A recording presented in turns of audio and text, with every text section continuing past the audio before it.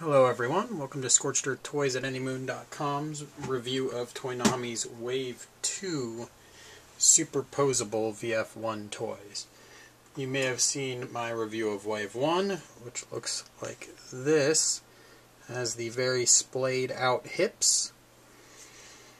On Wave 2 they have changed that, so you now have very upright hips, which can get just a little bit of angle outward. Like the Wave 1 toys, the Wave 2 come with 3 other optional fixed posed hands, one of which is this gun hand. One complaint I have about this series is how hard it is to get these hands into the plugs. I usually give up. It hurts your hands and you don't really get far.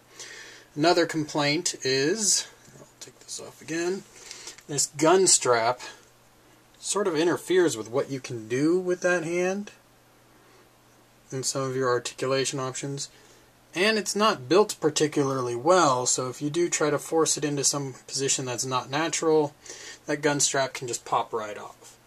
A little super glue will fix it, but still annoying. So again, I'll just kind of wedge it in enough to stay there for now.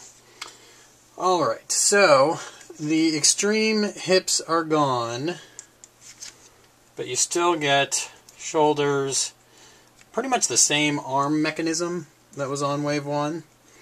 The shoulder can rotate separate from the arm. You've got your spinny joint underneath it. The elbow with a good range of motion. Not quite as good as on some of the newer Yamato toys, but still very good. Your hips can go all the way forward and all the way back. The wings in the back are made of a soft rubbery material, so they actually bend. So if you're getting too extreme of a pose, those wings bend and let you keep going. The knees go backwards quite a good distance, but they do not go forward at all. Obviously the giant kneecap would prevent that. Your ankles, this time there is some range of motion to them. Still seems like it could be more. No camber, so that does limit things a little bit. Your head, well, you've got your waist joint and your head joint. The lasers can be angled. They're soft rubbery, but you can't go up and down with the head, so that's another problem. So, like the first wave of toys, these toys are very good at certain poses, but definitely not all poses. So it seems like somewhere between the two toys you can accomplish pretty much every pose you want, but neither toy gets you to everywhere you'd want to be. No transformation, no metal, not a hot collector's item. Again, I got these things at a steal, less than MSRP for one toy. I got all of them. There was a separate variant, which was the Do You Remember Love versions. Very similar, slightly off-white color to them. And the VF-1S toys have a strike cannon.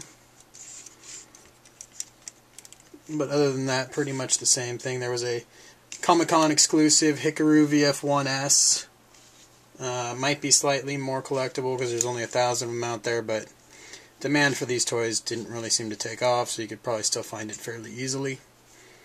There's also a Hikaru VF-1A and a Max VF-1A, and they just have the normal missile boom, not the strike cannon. Alright, for their money, nowadays that they go for, I guess they're decent little toys that you could have on your desk at work or something. You wouldn't be too upset if they yellowed or were stolen. But definitely there are better options these days. Not without paying more, but still better options out there. For more pictures, comparisons to other toys, visit anymoon.com. Thanks for viewing.